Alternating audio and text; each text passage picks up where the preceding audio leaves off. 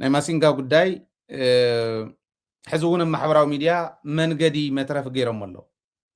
ኣጀንዳ መፍጠር ገይሮም ኣሎ ኣብ ካሊእ ናይ መኸዳ ኣጀንዳና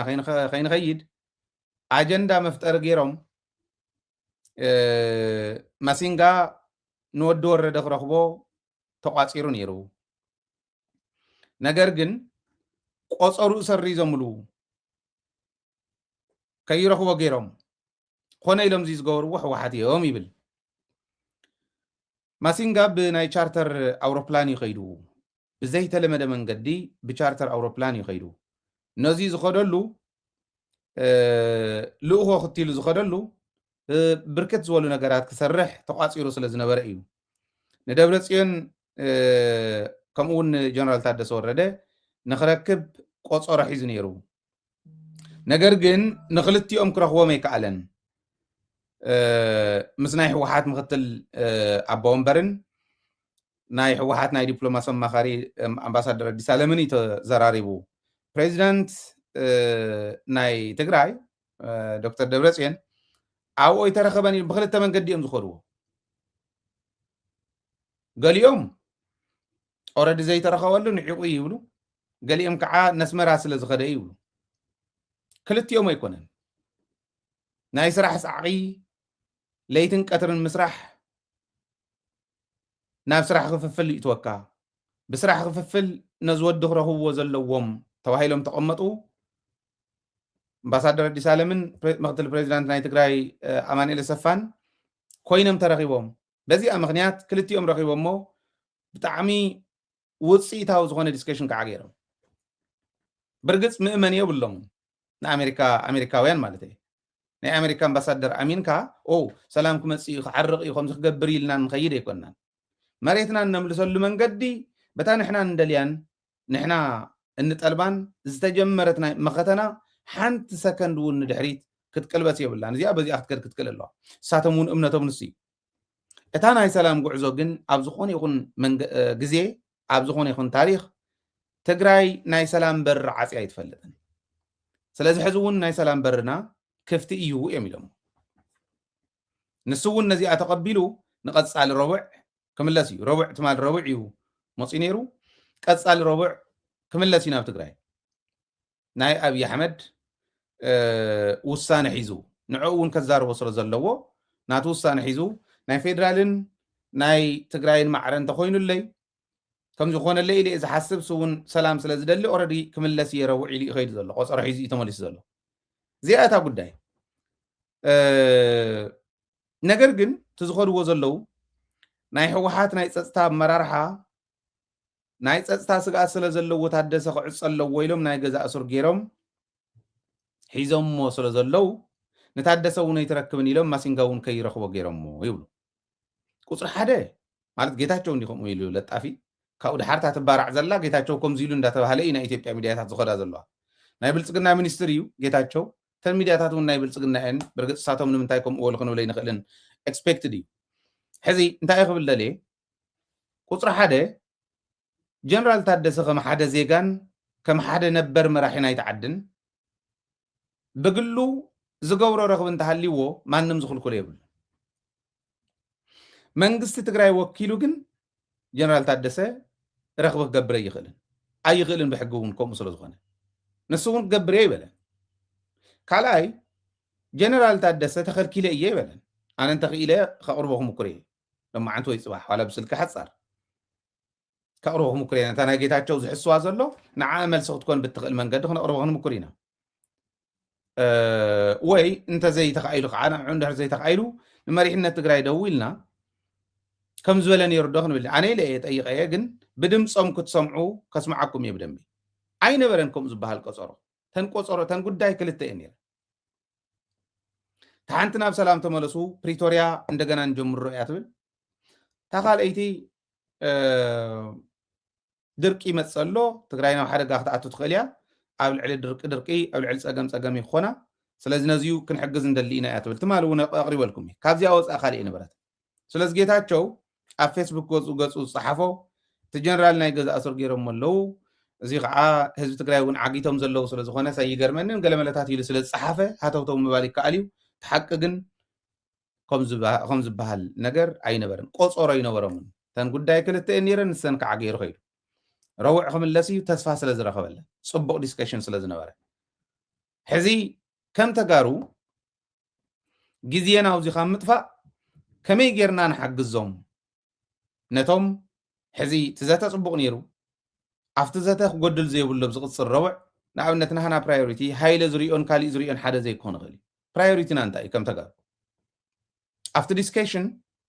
ንዑ ንመለስ በሉና ፕሪቶሪያ ተባሂሉ እንደገና ምዕራብ ትግራይ ኣብ ትሕቲ ፀላእቲ እንዳሃለወ ፀለምቲ ኣብ ትሕቲ ፀላእቲ እንዳሃለወ ዲና ገዲፍናዮ ንዑ ገዲፍና ትመኸተ እውን ተቃሪቦ ዘለሉ መሬትና ክንሕዝ ንዑ ገዲፍና ደንኺድ ሰላም ስለ ዝኾነ ኩናት ኣይህሉን እምበዓር ክንዘራረብ እንተኮይንና ይውፁልና መሬትና ሒዝና ኣብ መመረበትና ኮይንና ድሓርቲ ዘሎ ፖለቲካዊ ረኽቢ ፖለቲካል ዳያሎግ ምግባር ይከኣል እዩ ደንበል መንአን ይሕሻና ኢልካ እዩ ዘተ ዝግበር እዚ ክገብሩ እዮም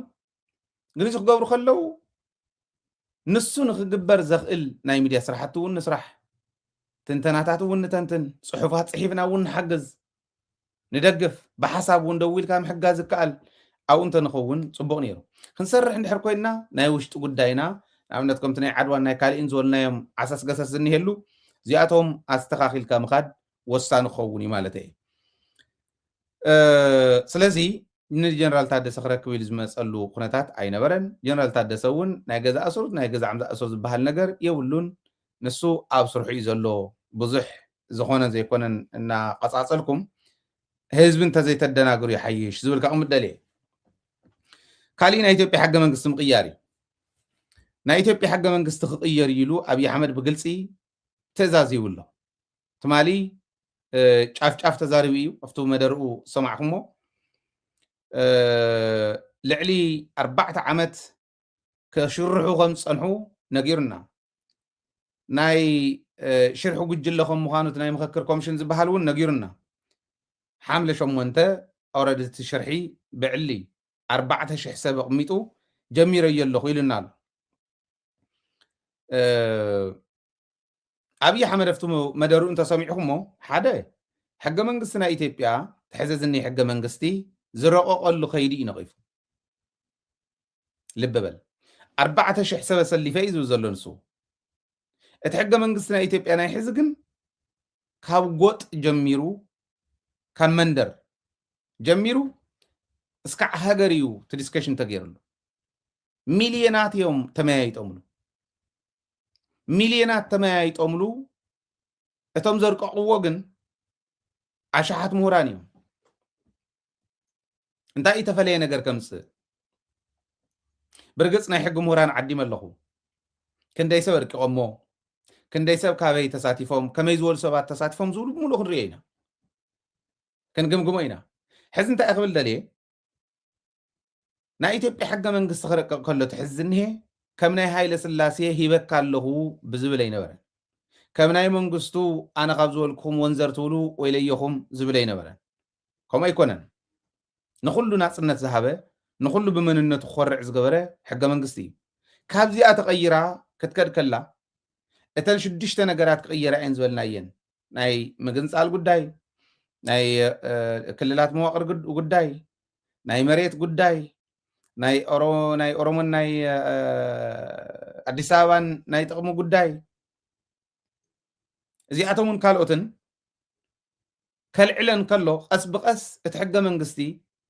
ياو نسو كلو ناتي يلو ناي أون ناي مقبار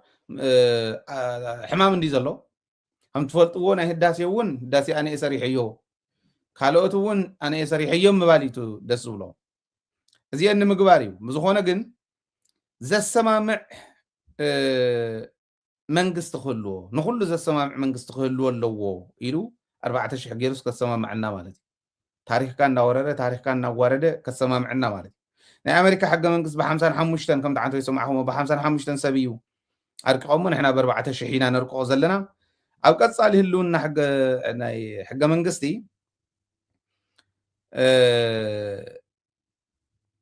ከምቱ ዝለመድናዮ ዝመፀ ዝቆዶ ኣይኸውንን ይብል ሕዚ ቀድድ እዩ ዘሎ ንሱ ባዕሉ እዩ ዝነግረና ዘሎ ኣነ ቀድድ እየ ዘለኹ ድሓር ግን ኣነ ዝሰራሕኽዎ ግን ማንም ከም ዘይቀዶ ክገብሮ እየ ይብል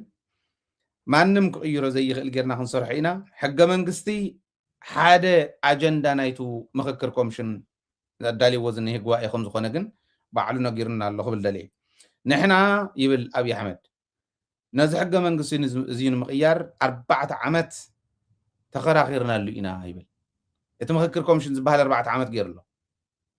ስለዚ ንሕና 4 ዓመት ተኸራኺርናሉ ንምቅያር ነዚ ንምንካእ ናፍቲ ሕዚ ሕገ መንግስቲ ንምቅያር ኢሉ መፅይዎ ዝኒሄ ናፍዚ ደረጃ እዚ ንምምፃእ 4 ዓመት ወሲዱልና ይብል እንተነኣሰተ ዝቕፅል መንግስቲ ክመፅእ ከሎ ነቲ ኣነ ዝሰርሖ ዘለኹ ሕገ መንግስቲ ንምቅያር 8 ዓመት ከም ዝወስደሉ ጌርና ኢና ክንሰርሖ ይብል ማለት ናይ ቆልዑ እንዲት ዘረባ ከምዚ ዓይነት ናይ ህልኽ ናይ ኣነ ዝገበርክዎ ስምዑኒ ኣነ ዝበልኩኹም ጥራሕ ይኹን ዝዓይነቱ ሕማም ዘለዎ ሰብ እዩ እታ ኢትዮጵያ ትበሃል ክትኮስ ያሕይ ከም ዝበሎ ሕጂ ክትኮስ ያ ከም ዝበሎ ተስፋ ልደት ናብ ምትኳስ ደረጃ በፂሓ ዘላ ዓዲ ኮይና ክንዱ ዝኣክል ዝወረደ ማለት ኣብ ኣደባባይ እቲ ዋላት ምእተው ተጠቐምናሉ ልማዓንትስ ኣብ ኣደባባይ ምስላ ናይ ተጋሩ ኢሉ ኣልዒሉ ብድፍረት ብሓያል ናይ ድንቁርና ድፍረት ተርጊሙ ክቅርብ ከሎ ከምኡ ዝበለ ሰብ እዩ ዝመርሓት ዓዲ ክትበሃል ከላ ናይ ሚድያ ስራሕቲ ንምስራሕ እውን ይሕፍረካ እዩ ከመይ ጌርካ ኢኻ ከምዚ ዝበለ ሰብ ትነቕፎ ነቒፍካስ እንታይ ተውፃሉ እንታይ ትቕይረሉ ከምዚ ዝበለት ዓዲ እያ ገጢማትልና ዘላ ዝብል ክንርዳእ ኣለና እዩ ኣብቲ መድረኽ ኣብቲ ከምኡ ዝበለሉ መድረኽ ኦባሳንጆ ተረኺቡ ነይሩ ኦባሳንጆ ካሊእ ናይ ኣፍሪካ ሕብረት ናይ ሰላም ድሕነትን ኮሚሽነር ኣምባሳደር ባንኮሌ ኣዶዬ ዝበሃል ከምኡ እውን ወርቅነህ ገበየሁ ተረኺቦም ዝሕለፍዎ መልእኽቲ ገሪሙኒ ሓደ ናይ ኦባሳንጆ መልእኽቲ ኣብቲ መኽፈቲ ዝገበሮ ማለት እዩ ናይ ናይጀርያን ናይ ኢትዮጵያን ምምስሳል ተቂሱ እቲ ምምስሳል ኣብ ነንባዕልና ውሽጥና ሽግር ኣለና ይብል ናይጀርያ እውን ናይ ባዕላ ሽግር ኣለዋ ይብል ካብ ናይ ደገ ፀላኢ ንላዕሊ ዝበልፅ ጎዳኢ ዝኾነ ናይ ውሽጢ ሕማም ኣለና ይብል ኦባሳንጆ ክገልፅ ከሎ ናይ ናይጀርያ ታሪክ ናይ ባያፍራ ታሪክ ኣካፊሉ ንክብል ከሎ ኣብይ ኣሕመድ ተዳልዮም ልዮም ኣትዮም ሪሄርስ ገይሮም ተስታውሱ ዶ ኣብታ ድሮ ዕለት 7 ብቅድሚ ትማሊ ማለት እዩ ኣብይ ኣሕመድ ለጢፉ ነይሩ ኣብ ድሮ ናይ ምክክር ኮሚሽን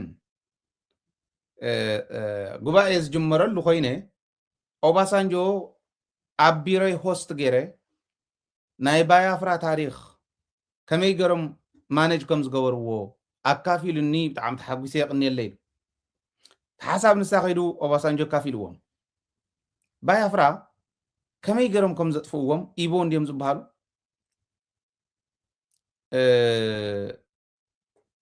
ናይ ናይጀርያ ጉራጌ ይበልዎም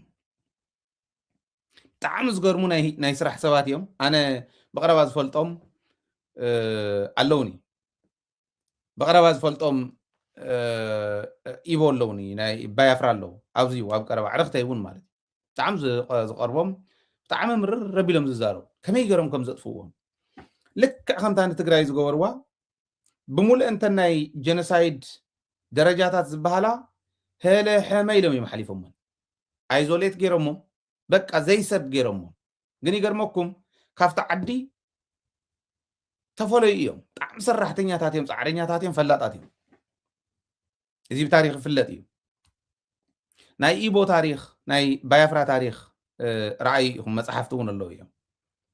انا وزي سلو زلو بعلمون ينغرنيهم مصحفتون توسنه مسناي تግራይ ከወዳድር ነይረ ዝገርሙ ብሄርዮም ሕዚ እዚኦም አይዞሌት ገይሮሞም ካፍተ ህዝቢ ካፍቱ ካሊእ ናይ ናይጀርያ ክፍሊ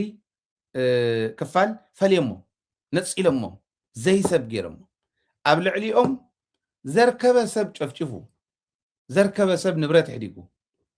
ተጠቂሞምሎም ወዲቆም ይወደቁን ሕጅውን ኣሎ ይቃልሱ ባይዘይ ሕጅውን ኣሎ ተፈላላይ ዝገርሙ ምዃኖም ግን ኣብ ዝኸድዎ ዓዲ ካብኣቶም ንሕና ንፍለ ኣብዚ ስለዘይ እንሰርሕ እዩ ኣብቲ ሕዚ ክብለኩም እዳልየኒ ኢኹ ማለት ኣብ ዝኸድዎ ዓዲ ተሓባበሩ እዮም ባህሎም የጥፉን ምግቦም እውን ብደንቢ ተኣኪቦም ይሰርሑ እዮም ይደጋገፉ እውን እዮም ኢቦቡ እዮም ዝፍለጡ ንሕና እዚ የለናሉ ግን ኣይወድቁን በቃ ዝገርሙ ምዃኖም በዚ ደረጃ ኢኹም ትርእይዎም ክብለኩም ደልየ እና እዚ የካፊሉ ኦባሳንጆ ንባያፍራ ከምዚ ጌርና ኢና ኣጥፊእናዮም እንተይፈተው ሕዚ ሕገ መንግስቲ እንዳበልና ጨፍሊቕና ሒዝና ኢና ንኸድ ዘለና ውግእ ኣሎ እዩ ናይቶም ባያፍራ መራሒ ሕጂ እውን ዘደራድሩ ሰባት ይደሊ የደራድርዎም የዘራርብዎም ግን ሕገ መንግስቲ ዶ ካሊእ ዶ እንዳበሉ ብሰራዊት ሓይሊ ሒዞሞም ዝኸዱ ዘለዉ እዮም ተተመክሮ ንስሂውን ንኽብል ከሎ ኣብይ ትግራዋይ ክዳሎ ዘለዎ ንሕና ሃገርነት የድልየና እዩ ንምንታይ ተሃገር ሃገር ኮይና ክትሓቅፈና ስለ ዘይከኣለት እንተደልያ በላዕ ተምፅያ ሒዛ ተብልዓና ባዕላ እውን ትበልዓና እንተደልያ ኣብ ውሽጢ ኢኹም ክትከደይ ትኽእሉ እንትብለና እንተደልያ ሕገ መንግስቲ ንዓ ብዝጥዕማ ትግራዋይ ንምጥቃዕ ብዝጥዕማ በብመዓልቱ እንዳቀያየረት ተጥቃዕና ዘለዓለማ ኣብ ልዕሊ ታሪክ ትግራይ እናዘመተት ትነብር ዓዲ ስለ ዝኾነት ሃገርነት የድልየና እዩ ካብኡ ምንታይ እዮም ክምጉቱና ዝምኩሩ ይመስለኩም ከምዚ ክንብል ከለና ኦኬ ሃገርስ ኮንኩም ኤርትራ ትርእይዎ ኣለኹም መበሉ ነፃነት ይብሉ ኤርትራውያን ይገደስሉ ንሱ ንሕና ግን ሃገርነት ፕላስ ናፅነት እዩ ዘድልየና ብቐዳማይ ምስ ፍሳሃ ዘርኡ ነቕርቦ ነርና ኢንዲፐንደንስ ኤንድ ፍሪደም ክልቲኦም ይፈላለዩ እዮም ትግራይ ትጠልቦ ዘላ ኢንዲፐንደንስ ፕላስ ፍሪደም እዩ ነፃ ሃገረ ትግራይ ካብ ኢትዮጵያ እውን ነፃ ዝኾነት ኣብ ውሽጢ እውን ዜጋታታ ብናፅነት ዝቃለሱላ ብናፅነት ዝሰርሑላ ኦውን ዝገብርዋ ዓዲና ክንምስርት ንደሊ እዚ እቲ ናህና ጠለብ ክኾን ዘለዎ ንምንታይ እንተተባሂልና ምክንያትና ፍሉጥ ጆኖሳይድ ስለ ተብፅሓልና ሕጂ ጥራሕ ኣይኮነን ቀደም እውን ታሪክ ጥራሕ ህልው ጥራሕ ኣይኮነን መፃእ እውን መፃኢና ክፅልምት ኮ እያ ትሰርሕ ዘላ ሕዚ ሓደ ሓደ እዩ ኦኬ እንተስ ናይ ባያፍራ ታሪክ የካፍሎ እንተስ ካሊእ ይግበሮ ብዘይግድስ ኢትዮጵያ መሰል ዓርሰ ውሳነ እስካዕ ምግንፃል ዝብል ስለ ዘልዓለቶ ሕዚ ከልዕልዎ እዮም ንብለኩም ስለ ዘለኹ ከልዕልዎ እዮም እዚ ስለ ዘልዓልዎ ናይ ኢትዮጵያ መራሕቲ ኢና ባህልቲ እንታይ እሞ ክገብረልና ሕገ መንግስቲ እኮ ከም ዘለዎ ምስ መሰል ዓርሰ ውሳንኡ እስካዕ ምግንፃል እናሃለወ ተጨፍጭፍና ኣለኩ ክግልግለና ኣይከኣለን ሕገ መንግስቲ ናይ ኢትዮጵያ ከድሕነካ እንድሕር ዘይኽእል ኮይኑ ተቀየረ ተቀደደ ብክብሪ ተቐመጠ ኢሬሌቫንት እዩ ንዓና ኢሬሌቫንት እዩ ንህልውናና ህልውናና ምንታይ እያ ትምርኮስ ትብል ምፍላጥ ጥራሕ እያ ታተድልየና ኣብዚዩ ማንም ትግራዋይ ኣብ ናይ ህልውናና መማረፅታት ክፍለ ይብሉ እስከ ኣውስትራልያ ይህሉ ወላ ኣሜሪካ ይህሉ ወላ ኣውሮፓ ይህሉ ብዘይግድስ ሪኹም ትክክል እዩ ክደኽመና እዩ ይስልቹ እዩ ካባይን ላዕሊ ሕዚ ዝሰልቸዎ ሰብ የለን ኣብዚ ሚድያ 6 ዓመት ሙሉእ ብዚኣ ተኣሲረ ኣሎ ኣነ እዚ ምርጫ ይኮይነ ይኮነ ሕርያ ይኮነ ሰላም ትኹነለይ ትግራይ ሞና ሃይለው ዚ ክትርእይዎ ኢኹም ኣይደልዮን ግን እንተይፎተኻ ስንኻ ነኺስካ ትቃለሰሉ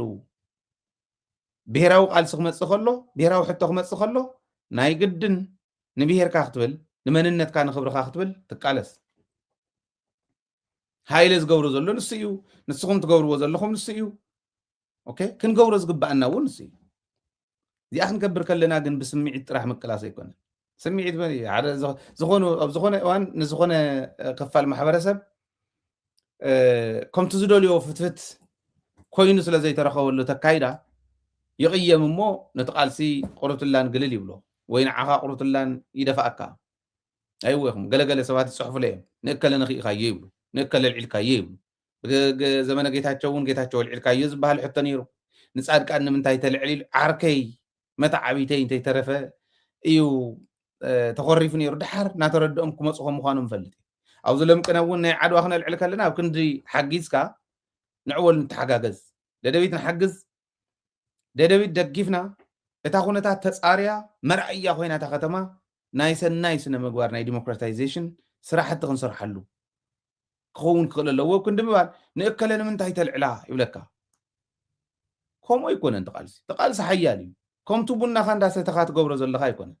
ከላሽን ሒዝካ ከድካ በረኻ ወሪድካ ኢኻ ትፈልጣ ከምዚ ሃይለ ዝገብራ ዘሎ ለይትን ቀትርን ፅዒርካ ኢኻ ትፈልጣ دقاس زيبلكا اوكي 3-4 شهور بمعلت اندا سرحخا إيخا تفلطو طقم زيبلكا جنزبكا يلا طعناخا يلا اندا طفاخا كوم غيرنا فليتنا انت زي كدنا ودقتينا نحنا وحداتنا نحنا صلاتنا بزحات يوم صلاتنا كنقنسن عوتنا بدنب خنرغاغص انت خوينا ሙሉእ ናጽነት ከም ዝበልክዎ ሃገርነትን ናጽነትን ደሚርና ክንዕወተሉ እንድሕር ኮይና ትሕዝብሎ ዘለኹ ክንገብር ክንክእል ኣለና እዩ እዚኣ እንተ ዘይጌርካ ትርጉም ዘለዎ ለውጢ ክመፅእ ይኽእልን ኣብቱ መድረክ ንስኹም ዝበልክዎ ናይ ኣፍሪካ ሕብረት ናይ ሰላምን ድሕነትን ጉዳያት ኮሚሽነር ኣምባሳደር ባንኮሌ ኣዶዬ ዝበሃል ኣብኡ ተረኺቡ ሃገራዊ ምክክር ሰላም ንምምፃእ ይሕግዝ እዩ ይብል ሓቂ መሲልዎም እውን ክኾኑ ይኽእል እዩ ናይ ብሓቂ ኣብይ ኣሕመድ ዝዛረብ ዘሎስ ብትክክል ኣብ ኢትዮጵያ ሰላም ከምፅእ መሲልዎም ክኾን ይኽእል እዩ ባይ ዘ ወይ the only purpose ናይዛ ምክክር ኢሉ ዘቕመጣ the only purpose ናይዛ ጉባኤ እዚኣ ናይ 30 መዓልቲ እቱ ሕገ መንግስቲ ንምቕያር ከይዲ ስለ ዘለዎ በቲ ናይ ሕገ መንግስቲ ናይ ምቕያር ከይዲ ስለ ዘለዎ ኢትዮጵያውያን ካብ ኩሉ ኢትዮጵያውያን ተኣከቡ መፅኦም 4,000 ሰብ ን30 መዓልቲ መኺሮምሉ ኣጀንዳ ውና ተኣከበ ፀኒሑ ናይ ሕገ መንግስቲ ዝበሃል ኣጀንዳ ኮይ ነበረን ክእከብ ከሎ ብስሩ እውን የተኣከበ ነብገሊ ከምዚ ክገብሩ ፀኒሖም ተኣኪቦም ዝወሰንዎ እዩ ኢሉ ፔኔትሬት ገይሩ ሕገ መንግስቲ ቦቱ ንሱ ዝደልዮ ፀያይቑዋ ንምኻድ ነቲ ዓዲ ታ ዝደልያ ንምግባር በሪ መኽፈቲ እምበር ካሊእ ፐርፐዝ የብሉ ካሊእ ዕላማ የብሉ ሕዚኦም መሲልዎም ናይ ብሓቂ ምክክር ሃገራዊ ምክክር ሰላም ንምምፃእ ይሕግዝ ይብለካ ኣሎ ዘምባሳደር እዚ ምክክር ኣይኮነን ዝግበር ዘሎ ዓዲ ኣትፈርስ ዘላ ሕገ መንግስቲ ዝፈርስ ዘሎ ሕገ መንግስቲ ቀይረ ይብለካ ስለ ዘሎ በዓል እዚ ኢልካ መንጋር የድልና ዓቶም እውን ማለት እዩ ስለዚ ኣፍሪካ ሕብረት እውን ነቲ ከይዲ ክሕግዝ እዩ ይብል እሞ ኣብዚ ሕዚ ከም ዝኽብል ከሎ ኣፍሪካ ሕብረት ሓጊዝ እዩ ብገንዘብ ባይዞ ብገንዘብ ዝሓገዙ ነዛ ጉባኤ እዚኣ ኣፍሪካ ሕብረት ናይ ኣሜሪካ ኤምባሲ ናይ ፈረንሳይ ኤምባሲ ናይ እስራኤል ኤምባሲ ቶም ዝፈለጥና እዮም እኳ ዝብል ዘሎ ባዕለቱ መንግስቲ እየ ባህሊ ካብኡ ፍቲ ነፍቲን ዘሎ በዓል ሃፍቲ ዘይሓገዘ ፀረ ትግራይ ዝኾነ ሓይሊ የለን ክብል ክእል እዩ ተካይዳ ፀረ ትግራይ ወላ ኣሜሪካ ፀረ ትግራይ ኣየልና እንተዘይቕመጥና እያ እተካይዶኦም ትሕዝ ዝኸድዎ ዘለዎ ግን ፀረ ትግራይ ምንም ጥርጥር ይብሉ በደንቢ ብግልፂ ክንቃለሶ ዝግባአና ከይዲ ስለ ዝኾነ ምርዳ ይድሊ ወርቅነህ ገበየሁ እውን ኣፈላላይ ምህላው ተፈጥራዊ እዩ ኣፈላላይ ክህልወና እዩ ኣፈላላይ ብሓይሊ እንተይኮነስ ብዝርርብ ክፍታሕ ክእል ኣለዎ ኢሉ ቁም ነገር እዩ ተዘራርባ ግን ብሓይሊ ክንፈትሕ ኢና ነተጋሩ ብሓይሊ ጨፍሊቕናዮም እንተዘይከድና ኢሎም ዝኸዱ ዘይኮኑን እኒአው ወርቅነህ ይፈልጦ እንዲዩ ፈልጦ እንዲዩ ተጉጅለኮ ትግራይ ብሓይሊ ክጭፍልቀ ኢሉ ክጅምር ከሎ ወርቅነህ ካፍቶም ቲም ለማ ዝበሃል ዝነበሩ ሓደ እዩ ነይሩ ኣይኣምነሉን ነይረ ንሱ ክብለና ይኽእልን ስለዚ ብምንታይ ኢና ክንኣምን ዘለና ይመስለኩም ከም ተጋሩ ንእከለ ደገፍካን ኣይኮነን ንስዓሮም ሓድነት ብምጥንኻር ንስዓሮም ብዕላማ ብምድጋፍ ብዕላማ ብምቋም ብዕላማ ህዝባዊ ዕላማ ሒዝካ ትድግፍ ነዚ ሚድያ ዝክድግፎ ከለኻ ህዝባዊ ዕላማ ሒዝካ ደግፎ ሃይለ ዘቕርቦ ናይ ሃይለ ቀራርባ ወይ ናይ ሃይለ መልክዕ ይኮንካን ክትግምግሙ ዝመፅእ ክትግምግሞ ትመፅእ እተውዚ ዝቐርብ ሓሳብ ብዕላማን ትግራይ ይጠቕማሉ ዕላማና እንታይ እዩ ከም ዝበልክዎ ነፃ ሃገረ ትግራይ ሙሉእ ሃገርነት ሙሉእ ናፅነት እዚ ማለት ሙሉእ መሰል ዓርሰ ውሳነ ህዝቢ ምኽባር ማለት እዩ ሙሉእ መሰል ዓርሰ ውሳነና ንምኽባር ዘድልየና ካይዳ እንታይ እዩ ዘድልየና ዕላማ ክንንፅሮ ዝግባአና እንታይ ኢልካ ፈሊኻ እዩ ዝኽየል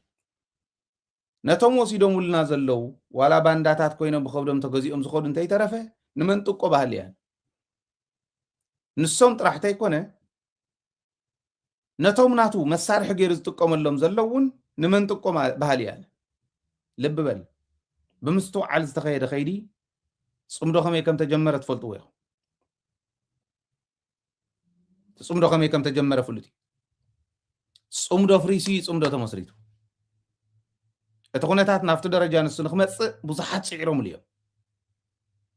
ፅምዶ ፍሪሱ ዝተመስረተ እዩ ፅምዶ ኣፍሪስካ ዝመስረትካዮ ፅምዶ ክትቃወሞ እንተይኮነ ክተደላድሎ እዩ ዘለካ ዝኾነ ጥርጣረ እንተሃሊካ እውን ንዕኡ እንዳሓተትካ ከምቲ ደደቢት ንገብሮ ዝነበርና ንገብሮ ዘለና ክደላደል ኣለዎ ይጠቕመና ስለ ዝኾነ ንዓና እውን ንዕኦም ካልኦት መንገድታትና እውን ከምኡ ንብዛሕ ኣይንውሓድ ከውሕደና ዝኽእል ነገር ይንስራሕ ንርኢ ኢና ኣብዚ ኮይንና እኳ ስላሕ እናበልና እናሃለና ፀረ ደደቢት ዝኸይድ ሰብ እንተሃሊስ እዚ ሕዚ ዓሻ ኣይኮነን ፀረ ባዕሉ እዩ ዝኸይድ ዘሎ ፀረ ህልውኒ እዩ ዝኸድ ዘሎ እንኮ ድምፁ ብቴሌቭዥን እውን ተኣትዎ ነቲ 99% ህዝብኻ እትቁርቆረሉ ህዝብኻ ብቴሌቭዥን ኣትያ እተንቅሖ መረዳእታት ትህቦ ትሕዚ ንስኻ ትፈልጦ ዘለካ ትህቦ ደደቢት እያ ሃይለ ጥራሕ ኣይኮነን ኣብ ደደቢት ዝሰርሓ ሚድያታት ኣለዋ ኣብ ደደቢት ዝሰርሑ ኣብ ደደቢት ቴሌቭዥን ዝሰርሓ ሚድያታት ኣለዋ ኣብ ደደቢት ሚድያን ኣብ ደደቢት ቴሌቭዥንን ዝሰርሑ ስታፍ ከዓ እኒኡ ናይ ኩሉ ፅማቕ ናብዚ ኩሉ ማሕበረሰብ ናይ በፅሐሉ ክበሃል ከሎ እቲ ሚድያ ደጋፊካ እዩ እቲ ሚድያ መድሕንካ እዩ እቲ ሚድያ ድምፅካ እዩ እዚ ፈሊጥካ ኢካ ትድግፎ ጌጋ እንተሃልይዎ እውን ዚአን ዚአን ተኣርማ ዚአን ዚአን ፅቡቃት እየን ብዙሓት ሰባት ኣለዉ ከምኡ ገይሮም ዝእርሙ እቲ ሚድያና እውን ከምኡ ኣብ ፖለቲካ ንዘለዉ እውን ካብ ሰማያት ዝዘነበ ይኮኑ ጌጋ ሙሉእ እዩ እቲ ፀገም ዝኸውን ጌጋ ነጊርካዮ ከስተኻኽል ዘይኽእል እንድሕር ኮይኑ እዩ ጌጋታትና ነጊርኩምና ዘስተኻኸልናዮም ብዙሓት እዮም ካብ ንጅምር ጀሚሩ እስካዕ ሕዚ ብዙሓት ዋላ ናይ ባዕሉ ኣብ ፕሮግራማትና ምድላው እንተይተረፈ ብዙሓት እዮም ነቲ ፖለቲካ እውን ብከምኡ እቲ ፖለቲከኛና እቲ መራሒና እውን መራሒ ዝበሃለ መሪሕነት ዘሎ ኩሉ ርእይቶ ክወሃቦ ከሎ ደጋጊምካ ውይልካ ሪልካ ደኺሙካ ሰልቹካ እስካዕ ትብተን ክፀንሕ የብሉን ትርእይቶ ክወሃቦ ከሎ ወዲያው ቲም መዲቡ ኣፅርዩ ኣስተኻኺሉ ክምልስ ክኽእል ኣለዎ ትግራዋይነት ቦዚ እንተዘይተገሊፁ ዓደዳ ፀላእቲ ኢና ንኸውን ዓደዳ ፀላእቲ ኢና ንኸውን ኣብ ውሽጢ ዘሎ ሌባ እንተዘይፅሪኻዮስ እንታይ እዩ እታ ናይ ዓድዋ ብዙሕ ኣትቁርቁረነ ንዓይ ብዙሕ ሰብ ንዓና እውን ኣስኢና ትናየ ኣልዒልካያ ንእከለ ነቒፍካያ ንእከለ ኢሉ ገና ክንነቕፎም ኢና ኣይትጠራጠሩ ሶሻል ሚድያ ዝሰርሕ ተኣናሊቲክስ ከመይ ከም ዝሰርሕ ንፈልጦ ኢና ለሞዓንቲ ኣብ ሶሻል ሚድያ ይከታተሉን ኢሉ ናሃይለያ ስለ ዝረኣየኒ ዝጠቐመኒ መሲሉ ንዓኻ ኢኻ ትጥቀም ኦኬ ከመይ ከም ዝሰርሕ ተኣናሊቲክስ ንፈልጦ ኢና ንሶ ኣይትገደስሉ ብዙሓት ሰባት እውን ከምኡ ስለ ዝበሉ ኣይትገደስሉ እቲ ናይ ዓድዋ ክውስኸኩም ሓንትና በዚ ክንፈላለ ኢና ኣብ ዓድዋ ዝኒሄ ጉዳጉድ እንዲ ተሸኪምና ዘይንኽእሎ እንዲ ኣብ ኣንተ ተስተኻኺላ ከዓ እንትጮያታ ኔክስት ደድሕሪኣ ብደረጃ ናይ ደደቢት ሚዛን ናብ ኣይና ክንከድ ንሕና ተስተኻኺለ እያ ክትፀንሓና እንድሕሪ ተመለሱ እሞ ኣብ ሽረ ናይ ዕደናን ናይ ካልኢን ክንሰርሕ ከለና ጠንኪርና ሳላ ዝሓዝና ናይ ሽረ ናብ ትርጉም ዘለዎ ለውጢ ምስ ኣምፀናዮ ኣክሱም እንታይ ኢሎም ቅፅዓት ጀሚሮም ኣብኡ ኮይኑ ነይሩ ዝሕፀወሉ ዝነበረስ ኣብኡ ፀኒሑ ኢና ዓመታት ሽዑ ጉያ ተጀሚሩ መፁና እምበኣር እንትጮኽን ከዲና ዓድዋ ይንገድፋን ፍፁም ክስተኻኸል ኣለዎ እቲ ህዝቢ ዝደልዮ ክርከብ ክኽእል ኣለዎ ሓደ ኣብነት ክነግረኩም እቲ ናይ መሬትን ናይ ካልኢን ጉዳጉድ ያው ታሽዓይ ክፋል ሎማዓንቲ ንመፀኩም ኢና ክትርእይዎ ኢኹም ነገር ግን ኣብ ሓደ ከባቢ መብራህቲ ትጠፍእ እሞ ኣብ ዓድዋ እዩ መብራህቲ ጠፊኣ እዚዩ ኣብ እንዳኺዳነ ምህረት ዝበሃል ሓድሽ ሰፈር መብራህቲ ትጠፍእ እሞ ማለት ትጉድ ክትፈልጥዎ ኢለ ሓደ ኣብነት ድሓር ንዕፀጉንልና ምስ በሉ ከይዶም ሪኦም ኣይ ዘይቲ ተሰሪቑዋ ዝኒሄ ይብሉ ዘይቲ ተሰሪቑዎ እቲ ትራንስፎርመር ነገር ይመስለኒ እና እንታይ ደኣ እሞ ይገበር መፀጉንልና እንተተባሃለ ንሕና ክንፅግነ ይንኽእል እንታይ ደኣ 900 ኣዋፁ ይብልዎ ነቲ ማሕበረሰብ ሕዚ ከዋፅእ ዝኽእል ከዋፅእ ዘይኽእል ግን መቸም ንባዕሉ ንምሕደር ነብሲ እውን ዘይብሉ ኣሎ እንዲ ኣነ ሕዝቲ ምውፃን ዘይምውፃን ኣይኮነን ናብቲ ደረጃ ንሱ እውን ኣይኽየድን ምክንያቱ መዘጋጃ ቤት እኮ ናይ መብራህቲ ክፍሊት ዝወስድ ንሜንቴናንስ እውን ኣለዎ ኣብቲ ርሲት ሃውን ኣበልዎ እሞ ርሲት ረኣይዎ ኢኹም ኣብዚ ዓዲ እንታይ እዩ ዝመስል ግብሪ ክኸፍል ከለኹ ኣነ ናይ ካብ ደሞዘይ ዝወስድዎ ይኹን ካብ ትካላትና ዝወስድዎ ግብሪ ክወስዱ ከለዉ ክንዲዚአን ፐርሰንት ንመንገዲ ክንዲዚአን ንማይ ክንዲዚአን ንኸምዚዩ ክንዲዚአን ከምዚ እንዳበሉ ብምልኡ ዘርዚሮም እዮም ዘምፅልካ ኣብ ዓድና ከምኡ ክልመድ ኣለዎ ነገር ግን ሓፈሻዊ ክትርእይዎ ከለኹም እቱ መዘጋጃ ቤት ዝእክቦ ንሜንቴናንስ ዝብል ንፅገናታት ዝብል ኣለዎ ክትከፍሉ ከለኹም ናይ መብራህቲ ናይ ማይ ናይ ካሊእ እቲ ማይ እውን ቡምባታት ፅገና ስለ ዘድልዮ መንግስቲ ክፅግን ከሎ ከስፋሕፍሕ ከሎ ንከምዚ ይኸውን እዩ ካሊእ ተኣምር የብሉ መሰረተ ልምዓት መስፋሕፋሕን ነቲ ዘሎ ሜንቴን ጌርካ ንምቕፃልን እዩ እንዳኽፈልካዮ እንዳሃለኻ እንደገና ተ 900 ዋፂኻ ስራሕ ማለት ክልተ ግዜ ክፈል እያ ናበይ ኢኻ ትወስዳታ ገንዘብ ንሳ ናበይ ትወስደን ሕዚ እንታይ ይገብር ከፍ ኢሎም ሰሪሖም ሞይሉ ኣይኮነን ዝኸይድ ናይ መዘጋጃ ቤት ሰብ ይክሰደልካ ክፅግና እዩ ክፅግና ከሎ ካብ መዘጋጃ ቤት ንመፀገኒ ክንዲ ዘውፂና ክብል እዩ እተን ተኣኪበን ዝኸዳ ገንዘብ ግን ናብ ግለሰባት እየን ዝኸዳ ጌጋ እያ እዚኣ ኣይተዋፀና እዚ ዝነቅፍ ሚድያ እዚ እንተኢልና ሕዚ ኣብ መዘጋጃ ቤት ናይ ዓድዋ ቤተሰብ ዘለዎ ሃይለ ዝበሃል ወዲ ክብል እዩ ወይ ደደቢት ዝበሃል ሚድያ ክብል እዩ ኣየዋፅናን እዚኦም ጌጋ እዮም ስለዚ እቲ ሓደ ትንፅገና ኢልካ ንካሊእ ኢልካ ንሜንቴናንስ ኢልካ ተኽፍሎ ነቲ ህዝቢ ኸ ወርሓዊ ተኽፍሎ ናይ መብራህትስ ናበይ ስለ ዝሰደድካ ኢኻ ዘይትፅግነሉ እቲ ካልኣይ ብስሩ ዘይቲ ጠፊእዎ ክበሃል ከሎስ ክሕልዎ ዘለዎስ መንግስቲ ዶ ኣይኮነን ገባር ዲ ይኽዕሉ ወይ ዋርድያ እንዳወፀ ረንዲ ውፃእ በብመዓልቱ ትራንስፎርመር ሓሊ ተባሂሉ ይኽዕሉ ሌባ ከፅንት ዘለዎ መንግስቲ እዩ ከምህር ክቕይር ዘለዎ መንግስቲ እዩ ኦኬ ሌባ ዝቐፅዕ መንግስቲ እዩ እቲ መዘጋጃ ቤት ማለት ብምኽትል ከንቲባ ዝመርሕዎ እዩ ናይ መዘጋጃ ቤት ሄዳት ከመይ ይግበር ከም ዘሎ ብትግራይ ራእዩ ንቅንቅየር ዲና ናይ ሓቂ በታ መንገዲ ንሳ ኸይድና ሪኢኹም ፀላእቲ ከጥፍኡና እዮም ዝደልዩ ንብል ኣለና ፀላእቲ ከየጥፍኡና ደጋጊሞም ስለ ዘመሃሩና ተማሂርና ኣሉ ኢና ድሕሪ ሕዚ ምስ በላዕትና ይንድቅስን ኢልና ክንውስን ኢና እሞ ሃገርነትናን ናፅነትናን ክንእውጅ ኣለና ነዚኣ ከዓ ሕቡር ቃልሲ ክነካይድ ክንክእል ኣለና ዝድገፍ ደጊፍና ዝንቀፍ ነቂፍና ክንከደ ኣለና ክንብል ከለና ኣብ ውሽጢ ዝኒሄ ሕማም ኣይሕልፍን ክብለካ ከሎ እንተሎ ነዚኦም መድሓኒት ኣቕምጠሎም ማለት ስኢልካ ኣይኮነን እኮ ዝቕየር ስለዘበይና ዘለና ዝብል እንዳገምገምና ክንከይድ ምእንታን ይሕግዘና ኢለ ዘቕርቦ ዘሎ ብዋናነት ታሽዓይ ክፋል ናይ ዓድዋ ክመፀኩም እየ በፍፅም ጠጠው ይነብሎም ማንም ተኮረፈ ይኮረፍ ንሕና ናይ ህዝቢ ሚድያ ኢና ህዝቢ ብዝተረድኦ መጠን እንዳደገፎ ኸዲዝ ሚድያ እዚ ናይ ግድን ናይ ዓድዋ ጉዳይ ኣትዮም ክፈትሕዎ ኣለዎ ኣብ ታሽዓይ ክፋል ስለ ትሰምዕዎ ሕዚ ከሰልችወኩም ኣይደለን እምበር ናብ ፕሬዚዳንት ተፀዋዕነቶም ናብ ፕሬዚዳንት ዝኾኑ ወኪሉ እዩ ዶክተር ደብረፅዮን ሰዲድ እዩ እንደም ብጣዕሚ ዝገርም ቲም ይሰዲዱ ምክትል ናይ ኦዲተር ምክትል ናይ መሬት ምሕደራ ምክትል ናይ ፀረ ሙስና ምክትል ናይ መን ሓደ እውን ካሊእ ምክትል ኣሎ ኣይ ቲንክ ረስዒ ኣለኹ ስውን ምክትል ነዚኦም ኩሎም ዝመርሕ ናይ ፕሬዚዳንት ናይ ሕጊ ኣማኻሪ በሪሁ ገይሩ ይሰዲዱ እዚኡ ክንደይ ናይ ዝኣክል